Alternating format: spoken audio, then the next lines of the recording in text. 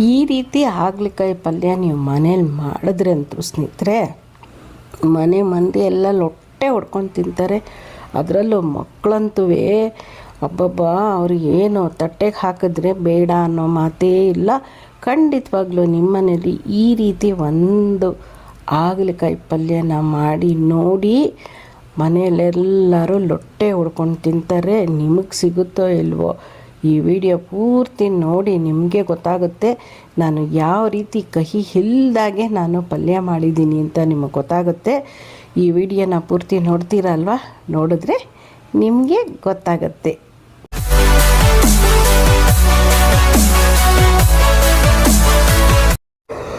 ನಮಸ್ಕಾರ ಸ್ನೇಹಿತರೆ, ಇದು ನನ್ನ ಟೆರೆಸ್ ಗಾರ್ಡನಲ್ಲಿ 4 ಪುಟ್ಟದಾಗಿ ಬಿಡುವಂತಹ ಹಾಗಲಕಾಯಿ ಸ್ನೇಹಿತರೆ. ಈ ಟೈಮಲ್ಲೇ ಕಿತ್ಬಿಡ್ಬೇಕು, ಇದು ದೊಡ್ಡದಾಗೋದಿಲ್ಲ, ಇಷ್ಟೇ ಆಗೋದು. ಇದು ಒಂದು 4 ಕಾಯಿ ಬಿಟ್ಟಿತ್ತು. ಮತ್ತು ನಾನು ಇದು ಬಿಡಿ ಹಾಗಲಕಾಯಿ ಸ್ನೇಹಿತರೆ, ಸಾಕಷ್ಟು ಜನಕ್ಕೆ ಗೊತ್ತಿದೆಯೋ ಇಲ್ವೋ ಗೊತ್ತಿಲ್ಲ, ಬಿಳಿ ಹಾಗಲಕಾಯಿ. ಮತ್ತು ನಾನು ಮೊಳಕೆ ಕಟ್ಟಿದ್ದೀನಿ ಸ್ನೇಹಿತರೆ ಹೆಸರು ಕಾಳನ್ನು. ಯಾಕಂದರೆ ಮಕ್ಕಳು ಇಷ್ಟಪಟ್ಟು ಹಾಗಲಕಾಯಿ ತಿಂತಾರೆ ಅಂದರೆ ನಾವು ಒಳ್ಳೆಯ ರೀತಿಯ ಒಂದು ಆಹಾರ ಕೊಡಬೇಕು. ಈಗ ಈ 2 ಹಾಗಲಕಾಯಿನ ನಾನು ಹೊರಗಡೆಯವರು ಕೊಟ್ಟಿದ್ದರು. ಆ ಹಾಗಲಕಾಯಿನ ಜೊತೆಗೆ ನೋಡಿ ಈ ಥರ ಬೆಳ್ಳಗಿರುತ್ತೆ ನೋಡಿ, ಕಟ್ ಮಾಡಿದ್ರೆ ಹಾಗಲಕಾಯಿ ಮತ್ತು ತೋಟದ ಹಾಗಲಕಾಯಿ ಎರಡನ್ನೂ ನಾನು ಕಿತ್ತು ಇವಾಗ ಒಗ್ಗರಣೆ ಹಾಕಲಿಕ್ಕೆ ರೆಡಿ ಮಾಡ್ಕೊಂಡಿದ್ದೀನಿ ಸ್ನೇಹಿತರೆ. 2 ಹಾಕಿದರೆ ಸ್ವಲ್ಪ ಜಾಸ್ತಿ ಆಗುತ್ತೆ ಅನ್ನೋ ಕಾರಣಕ್ಕೋಸ್ಕರ 2 ಮಿಕ್ಸ್ ಮಾಡಿ ನಾನು ಮಾಡ್ತಾಯಿದ್ದೀನಿ. ಇವಾಗ ಎಣ್ಣೆ ಹಾಕಿದ್ದಾಯಿತು, ಸಾಸಿವೆ ಹಾಕಿದ್ದಾಯಿತು, ಚಿಟಪಟ ಅಂತ ಇದೆ. ಅದು ಮಧ್ಯ ಸಿಗ್ಲಿಕ್ಕೋಸ್ಕರ ಒಂದು ಸ್ವಲ್ಪ ನಾವು ಕಡಲೆಬೇಳೆನ ಸೇರಿಸಲೇಬೇಕಲ್ವ, ಕಡಲೆಬೇಳೆನ ಸೇರಿಸಿದ್ದೀನಿ. ಅದಾದ ನಂತರ ನಾನು ಕರಿಬೇವನ್ನು ಹಾಕಿದ್ದೀನಿ. ಸ್ವಲ್ಪ ತಕ್ಕ ಮಟ್ಟಿಗೆ ಒಗ್ಗರಣೆಯಲ್ಲಿ ಬೆಂದಾಗಿದೆ. ಇವಾಗ ಈರುಳ್ಳಿನ ಸೇರಿಸಿದ್ದೀನಿ ಸ್ನೇಹಿತರೆ. ಈರುಳ್ಳಿ ಚೆನ್ನಾಗಿ ಬಾಡಿಸ್ಕೊಳ್ಬೇಕು, ಅದಕ್ಕೆ ಕೈ ಆಡಿಸ್ತಾ ಇದ್ದೀನಿ. ಈರುಳ್ಳಿ ಚೆನ್ನಾಗಿ ಬಾಡಿಸ್ಕೊಂಡ್ರೆ ಒಂದು ರೀತಿ ರುಚಿ ಕೊಡುತ್ತೆ ಅಲ್ವಾ, ಅದಕ್ಕೋಸ್ಕರ ನಾನು ಇವಾಗ ಬಾಡಿಸ್ಕೊಳ್ತಾ ಇದ್ದೀನಿ. ಇವಾಗ ತಕ್ಕ ಮಟ್ಟಿಗೆ ನಾನು ಅಂದರೆ ರುಚಿಗೆ ತಕ್ಕಷ್ಟು ಕಲ್ಲುಪ್ಪನ್ನು ಹಾಕಿದ್ದೀನಿ. ನಮಗೆ ಎಷ್ಟೆಷ್ಟು ಬೇಕೋ ಅಷ್ಟು ಉಪ್ಪನ್ನು ಸೇರಿಸ್ಕೊಳ್ಳೋದು ಒಳ್ಳೆಯದು. ಕೆಲವರು ಉಪ್ಪು ಜಾಸ್ತಿ ತಿಂತಾರೆ, ಕೆಲವರು ಕಮ್ಮಿ ತಿಂತಾರೆ. ಇದಾದ ನಂತರ ನಾನು ಚಿಟಿಕೆ ಆಗೋಷ್ಟು ಅರಿಶಿನ ಹಾಕಿಬಿಟ್ಟು ಚೆನ್ನಾಗಿ ಕಲಿಸ್ತಾ ಇದ್ದೀನಿ ಸ್ನೇಹಿತರೆ. ಅರಿಶಿನ ಹಾಕಿದ್ರೆ ಹಾಗಲಕಾಯಿ ಕಹಿನ ಒಂದು ಸ್ವಲ್ಪ ಕಮ್ಮಿ ಮಾಡುತ್ತೆ. ಅದಕ್ಕೆ ನಾನು ಇವಾಗ ಒಗ್ಗರಣೆ ಟೈಮಲ್ಲೇ ಹಾಕ್ಬಿಟ್ಟಿದ್ದೀನಿ. ಇವಾಗ ಚೆನ್ನಾಗಿ ಈರುಳ್ಳಿ ಬೆಂದಾಗಿದೆ. ಕೈ ಒಂದ್ಸಲ ಆಡಿಸಿ ನೋಡಿದೆ, ಎಷ್ಟೋ ಮಟ್ಟಿಗೆ ಬೆಂದಿದೆ ಅಂದ್ಬಿಟ್ಟು. ಚೆನ್ನಾಗಿ ಬೆಂದಿತ್ತು. ಸರಿ, ಇವಾಗ ನಾನು ಹಾಗಲಕಾಯಿನ ಹಾಕಬಹುದು ಅಂತ ಗೊತ್ತಾಯಿತು. ನಾನೇನು ಮಾಡಿದೆ, ಹಾಗಲಕಾಯಿ ಬದಲು ಹೆಸರು ಕಾಳನ್ನು ಹಾಕಿದೆ.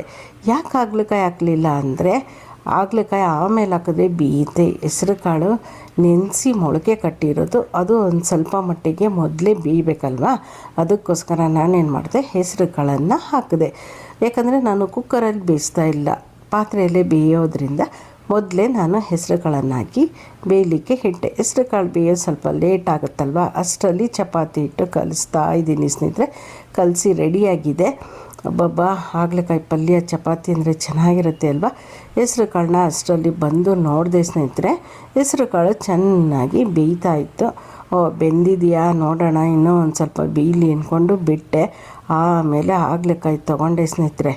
ಅಬ್ಬಬ್ಬಾ, ಯಾವಾಗ ಬೇಗ ಆಗುತ್ತೋ ಅನ್ನೋ ಮನಸ್ಸಾಗ್ತಿತ್ತು ಸ್ನೇಹಿತರೆ. ಕಟ್ ಮಾಡಿ ಇಟ್ಕೊಂಡಿರುವಂಥ 2 ಥರದ ಹಾಗಲಕಾಯಿನೂ ಸೇರಿಸ್ಬಿಟ್ಟೆ ಸ್ನೇಹಿತರೆ. ಚೆನ್ನಾಗಿ ಹುರ್ಕೊಂಡೆ. ಅಂದರೆ ಕಾಳು ಮತ್ತು ಹಾಗಲಕಾಯಿ ಎಲ್ಲ ಚೆನ್ನಾಗಿ ಬೇಯಬೇಕಲ್ವ, ಸ್ವಲ್ಪ ತಿರ್ಚು ಮರ್ಚಿ ಮಾಡಿ ಚೆನ್ನಾಗಿ ಬೇಯಲಿಕ್ಕೆ ಇಟ್ಟೆ ಸ್ನೇಹಿತರೆ. ನೋಡ್ತೀನಿ ತಕ್ಕ ಮಟ್ಟಿಗೆ ಚೆನ್ನಾಗಿ ಬೆಂದಿತ್ತು. ಪರವಾಗಿಲ್ಲಪ್ಪ, ಕಾಳು ಬೆಂದಿದೆ ಮತ್ತು ಕಾಯಿನೂ ಬೆಂದಿದೆ ಹಾಗಲಕಾಯಿ ಅಂತ ಹೇಳಿ ಇನ್ನೊಂದ್ಸಲಿ ಕೈ ಹಾಕಿ ಒಂದ್ಸಲ ಇಸಕ್ಕೆ ನೋಡಿದ್ರೆ ಸಾಕು ಸ್ನೇಹಿತರೆ, ಎಷ್ಟು ಮಟ್ಟಿಗೆ ಬೆಂದಿದೆ ಅಂತ ಗೊತ್ತಾಗ್ಬಿಡುತ್ತೆ. ಅದಾದಮೇಲೆ 2 ಟೊಮೊಟೊ ಸಣ್ಣದಾಗಿ ಕಟ್ ಮಾಡಿರೋದನ್ನು ಸೇರಿಸ್ಬಿಟ್ಟೆ. ಬೆಂದಾದಮೇಲೆ ಟೊಮೊಟೊ ಹಾಕಿದ್ರೆ ಚೆನ್ನಾಗಿರುತ್ತೆ, ಅದಕ್ಕೆ ಮುಂಚೆ ಹಾಕಿದ್ರೆ ಅಷ್ಟೊಂದು ಚೆನ್ನಾಗಿರಲ್ಲ ಅಲ್ವಾ, ಅದಕ್ಕೆ ಬೆಂದಿತ್ತು. ಸರಿ, ಟೊಮೊಟೊನೂ ಸೇರಿಸ್ಬಿಟ್ಟೆ ಸ್ನೇಹಿತರೆ.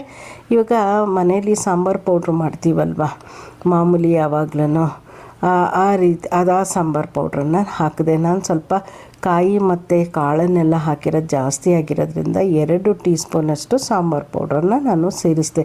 ಸಾಂಬಾರು ಪೌಡ್ರ್ ಹಾಕಿದ್ರೆ ಒಂಥರ ಚೆನ್ನಾಗಿರುತ್ತೆ ಸ್ನೇಹಿತರೆ, ಅದಕ್ಕೋಸ್ಕರ ಸಾಂಬಾರು ಪೌಡ್ರು ಮತ್ತು ನಾನು ಹಸಿಕಾಯಿ ಹಾಕೋಣ ಅಂದ್ಕೊಂಡೆ, ಆಮೇಲೆ ಒಣ ಕೊಬ್ಬರಿ ಇತ್ತು ಅದನ್ನೇ ಹಾಕಿದೆ, ಸ್ವಲ್ಪ ಕೊತ್ತಂಬರಿನ ಹಾಕಿದೆ ಸ್ನೇಹಿತರೆ.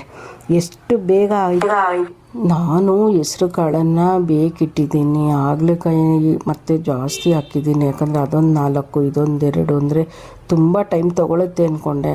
ಕಣ್ಣು ಮುಚ್ಚಿ ಕಣ್ಣು ತೆರೆಸ್ರಲ್ಲಿ ಪಲ್ಯ ಆಗೇ ಹೋಯಿತು. ನಿಜವಾಗ್ಲೂ ಒಳ್ಳೆ ರುಚಿನೂ ಇತ್ತು. ನಮ್ಮ ಮನೇಲಿ ಸಣ್ಣ ಮಕ್ಕಳು ಸಹ ನಾನು ತಿಂತೀನಿ ಅಂದ್ಬಿಟ್ರು. ಅದ್ರ ಮೇಲೆ ಒಂದು ಸ್ವಲ್ಪ ಹುಣಸೆಹಣ್ಣು ಲಿಕ್ವಿಡು ಖಾಲಿಯಾಗಿತ್ತು, ಅದಕ್ಕೆ ನಾನು ಈ ಲಿಕ್ವಿಡನ್ನು ಅಂಗಡಿದು ತರಿಸಿ ಇವಾಗ ಅದು ಒಂದು ಸ್ವಲ್ಪ ಹುಣಸೆಹಣ್ಣು ಬಿದ್ರೇ ಸ್ನೇಹಿತರೆ ಈ ಕಹಿ ಅಂಶಕ್ಕೆಲ್ಲ ರಾಮಬಾಣ. ಹಾಗಾಗಿ ಒಂದು ಸ್ವಲ್ಪ ಹುಣಸೆಹಣ್ಣ ಲಿಕ್ವಿಡು ಹಾಕಿ ಕೊನೆಯಲ್ಲಿ ಒಂದು ಸ್ವಲ್ಪ ಕೊತ್ತಂಬರಿ ಹಾಕಿದೆ. ಮನೆಯವ್ರಿಗೆಲ್ಲ ಚಪಾತಿ ಜೊತೆಲಿ ಕೊಟ್ಟರೆ ಲೊಟ್ಟೆ ಹೊಡ್ಕೊಂಡು ತಿಂದರು. ಖಾಲಿನೇ ಆಗೋಯ್ತು. ಅದ್ರ ಜೊತೆಗೆ ನೈಬರ್ಸ್ಗೂ ಸ್ವಲ್ಪ ಕೊಟ್ಟು ನೋಡಿದೆ, ಏನು ನಿಮ್ಮ ಕೈಯಲ್ಲಿ ಕಹಿನೇ ಇಲ್ಲ ಅಂದರು. ಮಾಡೋ ಮೆಥಡ್ ಹೀಗಿದೆ ನೋಡಿ, ನಾನು ಯೂಟ್ಯೂಬಲ್ಲಿ ಬರುತ್ತೆ, ನೀವು ನೋಡಿ ನೀವು ಮಾಡಿ ಅಂತ ಅವ್ರಿಗೂ ನಾನು ಸಜೆಷನ್ ಕೊಟ್ಟೆ. ನೀವು ಅಷ್ಟೇ ಸ್ನೇಹಿತರೆ, ಈ ವಿಡಿಯೋನ ನೋಡಿಬಿಟ್ಟು ಒಂದ್ಸಲ ಈ ವಿಡಿಯೋ ನೋಡ್ಕೊಂಡು ನೀವು ಮಾಡಿ ನೋಡ್ರಿ. ಮನೇಲಿ ಯಾರು ಹಾಗಲಕಾಯಿ ಬೇಡ ಅನ್ನೋರು ತಿಂತಾರೆ. ಅಷ್ಟು ರುಚಿಯಾಗಿತ್ತು, ಅಷ್ಟು ಚೆನ್ನಾಗಿತ್ತು. ಅದ್ರ ಜೊತೆಗೆ ಮೊಳಕೆ ಕಟ್ಟಿರೋ ಹೆಸ್ರು ಕಾಳು ಹಾಕಿರೋದ್ರಿಂದ ಆ ಪ್ರೋಟೀನ್ ಅಂಶ ಸೇರ್ತಲ್ವ, ಅದು ಇನ್ನೂ ರಿಚ್ಚಾಗಿತ್ತು. ಎಲ್ಲೂ ಕಹಿ ಅನ್ನೋ ಮಾತೇ ಇಲ್ಲ ಸ್ನೇಹಿತರೆ. ದಯವಿಟ್ಟು ಒಮ್ಮೆ ಆದರೂ ಈ ರೀತಿ ಮಾಡಿ ನೋಡಿ. ಒಮ್ಮೆ ಒಂದ್ಸಲಿ ನೀವು ಮಾಡೋಕ್ಕೆ ಹೋಗ್ಬಿಟ್ರೆ ಪದೇ ಮಾಡ್ತಾನೇ ಇರ್ತೀರ ಹಾಗಲಕಾಯಿ ಪಲ್ಯ ಈ ರೀತಿ. ಏನಂತೀರ? ನನ್ನ ವಿಡಿಯೋ ನೋಡಿದ್ದಕ್ಕೆ ಧನ್ಯವಾದಗಳು.